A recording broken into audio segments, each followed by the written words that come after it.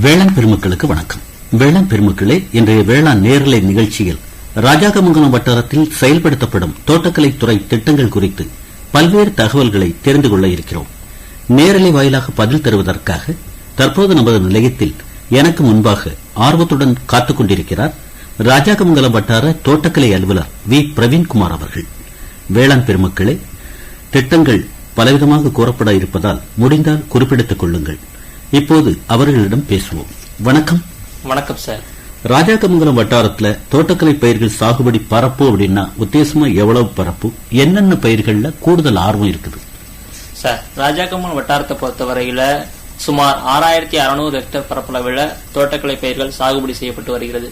அதில் முக்கியமான பயிர்கள்னு பாத்தீங்கன்னா தென்னை, வாழை, மா போன்ற பயிர்கள் பிரதான பயிர்களாக சாகுபடி செய்யப்பட்டு வருகிறது. சரி, தோட்டக்கலை பயிர்கள் அப்படின்னா ஒரு அட்டவணைப்படுத்தல் பிரகாரம் என்னென்ன பயிர்கள் தோட்டக்கலை பயிர்கள் அப்படின்னு என்ன சொல்றீங்க? சார், தோட்டக்கலை பயிர்கள் அப்படின்னு பாத்தீங்கன்னா பழங்கள், காய்கறிகள், மலை பயிர்கள், மூலிகை பயிர்கள், இவை அனைத்தும் தோட்டக்கலை பயிர்கள் பிரிவில் அடங்கும் சார். சரி, ராஜாக்கமங்கலம் வட்டாரம் அப்படின்னு நம்ம எடுத்துட்டோம்னா குறிப்பா பார்த்தோம்னா தென்னை சாகுபடியில தான் அதீத ஈடுபாடு அந்த பகுதி விவசாயிகள் இருக்க மாதிரி கேள்விப்பட்டோம். இப்ப நம்ம நிகழ்ச்சியை கூட நிறைய விவசாயிகள் கேட்டிருப்பாங்க. நம்ம பகுதியை சேர்ந்த ஒரு அலுவலர் பேசுறாரு, ஏதாவது திட்டங்களை பத்தி சொன்னா நம்ம குறிப்பெடுத்துக்கலாமா அப்படின்னு வானொலி பக்கம் இருக்கிறாங்கன்னா தென்னை சார்ந்த திட்டங்கள் அப்படிங்கிற அடிப்படையில என்னென்ன சொல்ல விரும்புறீங்க? கண்டிப்பா சார். தென்னைக்குன்னு பாத்தீங்கன்னா மாநில தோட்டக்கலை வளர்ச்சி திட்டம் அப்படிங்கிற திட்டத்துல தென்னை பரப்பு விரிவாக்கம் அப்படிங்கிற திட்டம் செயல்படுத்துறோம்.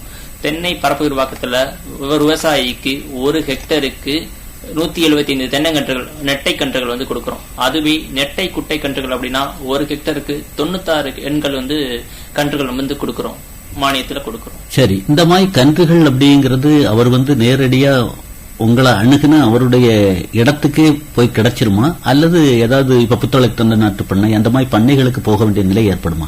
சார், கன்றுகளை மானியத்துல முழு மானியத்துல தான் கொடுக்கிறோம். அந்த விவசாயிகள் கன்றுகளை மட்டும் எடுத்துக்கிறதுக்கான பொறுப்பு மட்டும் அந்த விவசாயிகளுக்கு சேரும். அதுக்கு அரசு தென்னை நாற்று பண்ணை புத்தளத்தமோ அல்லது கன்னியாகுமரியோ நம்ம அணுக வேண்டியது. சரி, நீங்க இப்ப இப்படி ஒரு கருத்தை சொல்லிட்டீங்க. நிகழ்ச்சி கேட்டவங்க நாளைக்கு காலையிலேயே ராஜாக்கமங்கலம் வட்டார அலுவலகத்துக்கு வந்துட்டாங்கன்னு வைங்க. இல்ல சார், அப்படிலாம் வர வேண்டிய அவசியம் இல்ல, அதுக்குன்னு ஒரு முறையான பதிவு இருக்கு, வீட்டில இருந்தே அவங்க பண்ணலாம் அப்படிங்கிற மாதிரி ஏதாவது வழிகாட்டுதல்கள்? கண்டிப்பா சார். இப்ப இன்னைக்கு இருக்க காலகட்டத்தில் எல்லார் வீட்லயுமே ஆண்ட்ராய்டு போன் இருக்கு. அந்த ஆண்ட்ராய்டு போன்லயே விவசாயிகள் தங்களுக்கு தேவையான திட்டங்களை பதிவு செஞ்சுக்கலாம். அதுக்கு ஒரு இணையதளம் இருக்கு. தோட்டக்கலைத்துறை திட்டங்களை பதிவு செய்யறதுக்கு www.tnhorticulture.tngov.in அப்படிங்கிற இணையதளம் இருக்கு. அந்த இணையதளத்துல போனாலே விவசாயிகள் தங்களது தேவையான திட்டங்களை பதிவு செஞ்சுக்கலாம். அப்படி பதிவு பண்ண இயலாத விவசாயிகள் நம்ம அலுவலகத்தை தொடர்பு கொண்டாலும் நம்ம பதிவு பண்ணி கொடுக்கலாம். ரொம்ப விரைவா சொல்லிட்டாங்களே, நம்ம குறிக்கலையே, www தானே குறிச்சிருக்கிறோம் அப்படின்னு நினைக்கிறாங்கன்னா கொஞ்சம் மெதுவா சொல்லுங்க பாப்போம். www.tnhorticulture.tngov.in www.tnhorticulture.tn.gov.in இல்லையா? கண்டிப்பா சார். இது ஒருவேளை அந்த விவசாயிக்கு அதை பத்தி ஒரு அனுபவ அறிவு இல்லை அப்படின்னா படித்த குழந்தைகள் இருந்தா அவங்கள்ட்ட சொல்லி கூட பண்ணலாம் இல்லையா? ஆமா சார். உங்க வீட்டுல எல்லா சின்ன குழந்தைகளுக்குமே ஆண்ட்ராய்டு போன் யூஸ் பண்ண தெரியுது.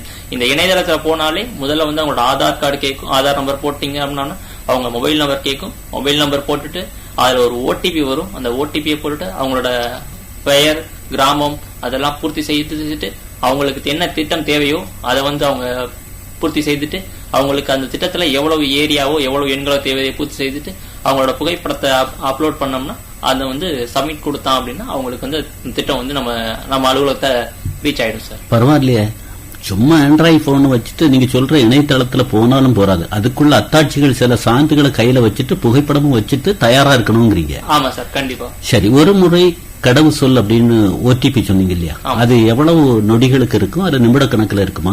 1 நிமிடம் வரைக்கும் வேலிடா இருக்கும். அதுக்குள்ள நம்ம சரி, முந்துபவருக்கு முன்னுரிமை அப்படிங்கிற அடிப்படையிலையா, அல்ல எவ்வளவு பேர் பதிவு பண்ணாலும் கூட திட்டம் அந்த அளவுல இருக்குது சார்ங்கிறீங்களா? சார், முந்துபவருக்கு முன்னுரிமை அடிப்படையில தான் யார் முதல்ல பதிவு பண்றாங்களோ அவங்களுக்கு திட்டம் இருக்கும். நம்ம கூடுதலா விவசாயிகள் கேட்கும் பட்சத்துல நம்ம கேட்டு வாங்கி கூட நம்ம கொடுக்கலாம். சரி, கிராம அளவுல இப்ப ராஜாக்கமங்கலம் வட்டாரம் அப்படின்னு குக்கிராமங்கள் கூட ரொம்ப உள்ளாடி கூட இருக்கலாம்.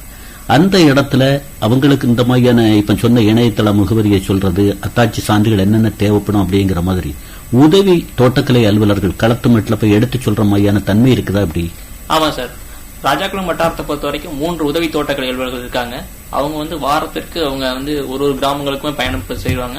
பயணம் செஞ்சு முகாம்கள் நடத்தப்பட்டு வருகிறது. அந்த முகாம்கள்ல வந்து கூட்டங்கள்ல வந்து நம்ம இணையதளத்தை பத்தி சொல்லுவோம். இணையதளத்தை யூஸ் பண்ண தெரியாத விவசாயிகளுக்கு நம்மளே வந்து நம்ம அலுவலர்களே பதிவு செஞ்சு கொடுப்பாங்க சார். சரி, இந்த மாதிரியான உங்களுக்கு அந்த பயனாளிகள் தேர்வுல குமரி பண்பலை எந்த விதத்துல உங்களுக்கு வந்து உதவியா இருக்குது சார்? நம்ம கன்னியாகுமரி மாவட்டத்துல பெரும்பாலான விவசாயிகள் வந்து வானொலி கேட்கக்கூடிய பழக்கம் உள்ளவர்கள் தான்.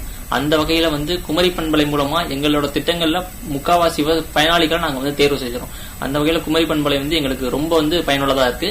அதுக்கு வந்து குமரி பண்பலைக்கு எங்களோட மிகுந்த நன்றி தெரிவித்துக் கொள்கிறோம். சரிங்க சார். வாழையை பொறுத்தளவுல உங்க வட்டாரத்துல என்னென்ன மாதிரியான ரகங்கள்ல ஈடுபாடு, நீங்க எந்த மாதிரி எந்த ரகத்தை உங்களுக்கு வந்து லெகுவா சாகுபடி செய்யற மாதிரி ஒரு முன்னுரிமை கொடுத்து சொல்றீங்க சார்?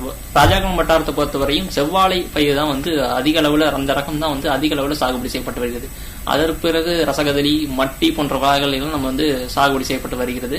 அதற்கு வந்து நமக்கு தேசிய தோட்டக்கலை இயக்க திட்டம் அப்படிங்கிற திட்டத்துல வந்து வாழை கன்றுகள் வந்து மானியத்தில் நம்ம கொடுக்கிறோம். அது வந்து விவசாயிகளுக்கு ஒரு ஊக்கம் கொடுத்து அவங்களுக்கு வந்து வாழை பயிரை வந்து சாகுபடி செய்யறதுக்கு ஒரு ஊக்கமா இருக்கு சார். ஏற்கனவே பயிர் செய்தவங்களுக்கு தான் அந்த மாதிரியான ஒரு பலனா, அல்ல புதுசா ஒருத்தர் வாழை சாகுபடியில ஈடுபாடு காட்டணும் அப்படின்னு நினைக்கிறாருன்னா அவருடைய அணுகுமுறை எப்படி இருக்கணும் சார்? புதுசா சாகுபடி செய்யறவங்களுக்கு நம்ம கொடுக்கிறோம், வாழைக்கன்றுகள் கொடுக்கிறோம். வாழைக்கன்றுகள் தேர்வு செய்யறப்ப அந்த வாழைக்கன்றுகளோட எடை வந்து உதாரணமாக 2 கிலோவாவது மினிமம் இருக்கணும் சார். 2 கிலோ எடுத்து அவங்க வாழைக்கன்றுகள் நடும் பொழுது சொழு உரம், உயிர் உரங்கள், வேப்ப முன்னாக்கு இதெல்லாம் வந்து நம்ம அடிஷனலா கொடுத்து நம்ம வாழைக்கன்றுகள் தேவையான வாழைக்கன்றுகள் நன்கு செலுத்தி வளரும் சார். சரி, நான் ஒரு வாழை விவசாயி அப்படின்னு சொன்ன உடனே ஏத்துக்கிடுவீங்களா, அல்லது அதுக்குன்னு கிராம நிர்வாக அலுவலர்கள்ட்ட சான்றுகள், வட்டாட்சியர் அலுவலகம் வழியா கூட சான்றுகள் வாங்கிட்டு வந்தா தான் இந்த மாதிரியான ஒரு நடைமுறை அவருக்கு பொருந்துங்கிறீங்களா?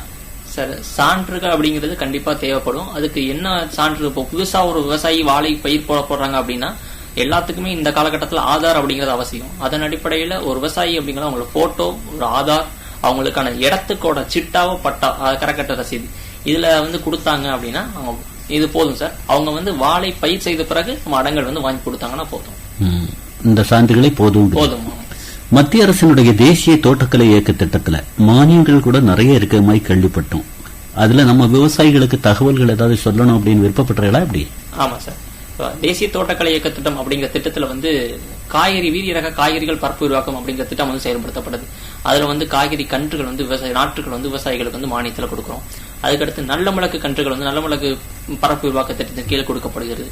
அதுக்கப்புறம் பலா கன்றுகள் வந்து கொடுக்கிறோம். நம்ம மாவட்டத்துல பலா நம்ம மாவட்டத்துக்கு ஏத்தாபடி 1.5-2 வருஷத்துல காய்க்கிற மாதிரி புதிய வணிக ரீதியிலான பலா ரகங்கள், உதாரணமாக Vietnam super early, Dang Surya, இது மாதிரி இயர்லிய கூடுதல் சீக்கிரமாவே காய்க்கக்கூடிய ரகங்களை வந்து நம்ம திட்டத்துல வந்து கொடுக்கிறோம் சார். சரிங்க சார். இந்த மாதிரியான தகவல்களை வந்து நீங்க பயிற்சியில வெளிப்படுத்தக்கூடிய ஒரு நிலையில ஒரு எதிர்கேள்வி வருது சார். என்ன சார் இது நடைமுறையில சாத்தியமா? பலான்னு சொன்னா 6 வருஷம் 7 வருஷம் காத்திருக்க வேண்டிய நிலை, நீங்க என்ன 1.5 வருஷத்துல காய்க்குங்கிறீங்க? அந்த மாதிரி கண்டிப்பா சார் இது மாதிரி கேள்விகள் நமக்கு வந்து வரும். நம்ம 7-8 வருஷம் காய்க்கக்கூடிய பாத்தீங்கன்னா விதை மூலமா வந்து உற்பத்தி ஆகக்கூடிய கன்றுகள் தான் வந்து இது மாதிரி ஆகும். நம்ம ஒட்டுகள் மூலமா காய்க்கக்கூடிய பட்சத்துல நம்ம உற்பத்தி செய்யக்கூடிய பட்சத்துல அது வந்து 2-3 வருஷம். அதுபோல இந்த ரகங்கள் வந்து 1.5-2 வருஷத்துல காய்க்கக்கூடிய வந்து வளரக்கூடிய தன்மை உடையது. இது வந்து நம்மளோட பண்ணைக்கு வந்து நம்ம உகந்த மாதிரி இருக்கும். சூழ்நிலைக்கு, நம்ம மாவட்ட சூழ்நிலைக்கு தகுந்த மாதிரி நன்கு வளரும் சார். சரிங்க சார். திட்டங்கள் வந்து பலவிதமா நீங்க செயல்படுத்துறீங்க. அந்த திட்டத்தின் பலனை அனுபவிக்க வரும்போது கன்றுகளை கொடுக்கறீங்க, விதை கருணைகள் கொடுக்கறீங்க, காய்கறி அந்த பொட்டலங்கள்லாம் கொடுக்கறீங்க. இது நடைமுறையில வந்து அவங்க செயல்படுத்துறாங்களா அப்படிங்கறது தொடர் கள ஆய்வு அல்லது கண்காணிப்புங்கிறது இருக்குமா? அல்லது கொடுக்கறதோட நம்ம திட்டம் நிறைவேறிடுச்சு அப்படிங்கிற ஒரு எண்ணம் இருக்குமா? இல்லைங்க சார். நம்ம வந்து கன்றுகள் கொடுக்கறதுலேருந்து சரி, அது வந்து அறுவடைக்கு வர வரைக்கும் நம்ம தொடர் கண்காணிப்புல இருக்கும். நம்ம தோட்டக்கலை மதிப்புக்குரிய தோட்டக்கலை துணை இயக்குனர் அவர்கள் முதல் கொண்டு அனைவருமே வந்து கலாய்வுல ஈடுபடுவாங்க. மேடம் வந்து அடிக்கடி கலாய்வுல ஈடுபடுவாங்க. அதன் அடிப்படையில் எல்லா அலுவலர்களுமே கலாய்வுல ஈடுபட்டு அதை வந்து தொடர்ச்சியா கண்காணிச்சுக்கிட்டு இருக்கோம் சார். மாநில அரசு திட்டங்கள் அப்படிங்கிற அடிப்படையில கூட நம்ம மாவட்டத்தை பொறுத்த அளவுல, குறிப்பா உங்க ராஜாக்கமங்கலம் வட்டாரத்துல அப்படி என்ன திட்டங்கள் செயல்படுத்துறீங்க? அதுல விவசாயிகளுடைய ஆர்வம் எப்படி இருக்குது சார்? மாநில அரசு திட்டத்துல முன்னாடியே சொன்ன மாதிரி ஃபர்ஸ்ட் வந்து தென்னை பரப்பு உருவாக்க திட்டம் செயல்படுத்துறோம். நம்ம ராஜாக்கமங்கலம் வட்டாரத்துல தென்னை பயிர் அதிகமா இருக்கும். இப்ப தென்னை பயிர் மட்டுமே ஒரு விவசாயிகளுக்கு ஒரு வருமானம் இருக்கு. அதோட அடிஷனலா கூடுதலா ஒரு வருமானம் ஏற்படுத்தி தென்னையில ஊடு பயிரா வாழை சாகுபடி செய்யறதுக்கு வாழை சாகுபடி வாழை கன்றுகள் கொடுக்கும். வாழை முதல்ல சொன்னது நம்ம தனியா பரப்பு உருவாக்கத்தில் கொடுக்கிறோம். இதுல ஊடுபயிராகவே நம்ம வந்து வாழைக்கன்றுகளுக்கு வந்து சாகுபடிக்கு வாழைக்கன்றுகள் கொடுக்கிறோம். அதுல எந்த ரகத்தை ரொம்ப முக்கியத்துவமா, செவ்வாழை தானா அல்லது? சார், விவசாயிகள் கேட்கும் ரகத்தை நம்ம கொடுக்கலாம் சார். நம்ம வட்டாரத்துல செவ்வாழை வந்து அதிகமா விரும்பி சாகுபடி பேர் மட்டியும் தற்பொழுது வந்து அதிகமா பயிரிட்டு வராங்க சார். சரி, என்னதான் ஒரு காலத்துல பார்த்தோம் அப்படின்னா குமரி மாவட்டம் அப்படின்னா செழிப்பான மாவட்டம், எப்பவுமே நீர் செழிப்பு உள்ள மாவட்டம் அப்படின்னு சொல்லக்கூடிய ஒரு நிலையில நம்மளும் கூட இப்போ சில சூழ்நிலைகள்ல வறட்சியை சந்திக்க வேண்டிய நிலை வருது. அந்த இடத்துல இப்ப வந்து நுண்ணீர் பாசன திட்டம் அப்படின்னு மத்திய அரசினுடைய திட்டம் செயல்படுத்துற மாதிரி கேள்விப்பட்டோம். குமரி மாவட்ட விவசாயிகள்கிட்ட இன்னும் ஒதுங்கி போற தன்மை இருக்கா அல்லது மனமுந்து வந்து அந்த திட்டத்துல பலன் அடைகிறாங்களா? வழிகாட்டுதல் என்ன கொடுக்குறீங்க சார்? முன்னாடி இந்த காலகட்டத்துக்கு இப்போ வந்து விவசாயிகள் பற்றில ஒரு நல்ல விழிப்புணர்வு இருக்கு. இப்ப விவசாயிகள் தானாக வந்து பதிவு செய்யறதுக்கு முன்னாடி வராங்க. இப்ப முன்னாடி இந்த காலகட்டத்துக்கும் இப்போ உள்ள காலகட்டத்துக்கும் நிறைய வித்தியாசங்கள் இருக்கு. காலநிலை மாற்றத்தால கடந்த மே மாதங்கள்லாம் பாத்தீங்கன்னா வறட்சி ஏற்பட்டு விவசாயிகள் வந்து நிறைய பேர் முன்னோடி வந்து பதிவு செஞ்சாங்க. அதை வந்து எல்லாரும் பதிவு செய்யணும் அப்படிங்கிறது நம்ம. சரி, அதுல மானியம் அப்படிங்கிற அடிப்படையில என்ன மாதிரி கொடுத்துட்டு இருக்கீங்க சார்? சிறு குறு விவசாயிகள் அப்படிங்கிற பட்சத்தில் 100% மானியமும், இதர விவசாயிகள் அதாவது பெரிய விவசாயிகளுக்கு 75% மானியமும் கொடுக்கிறோம்.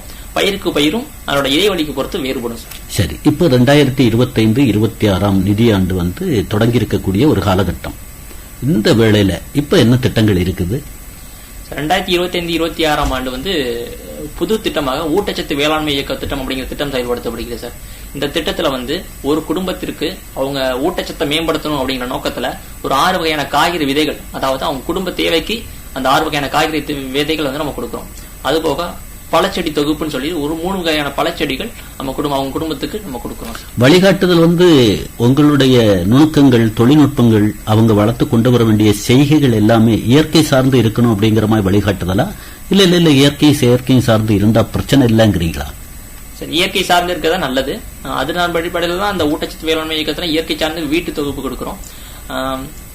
விவசாய அளவுல சாகுபடி பெரிய அளவுல சாகுபடி செய்யறப்போ இயற்கை வந்து உடனடியே வர முடியுதா, அவங்களோட மகசூல் வந்து அதிக அளவு நம்ம கிடைக்க முடியாது.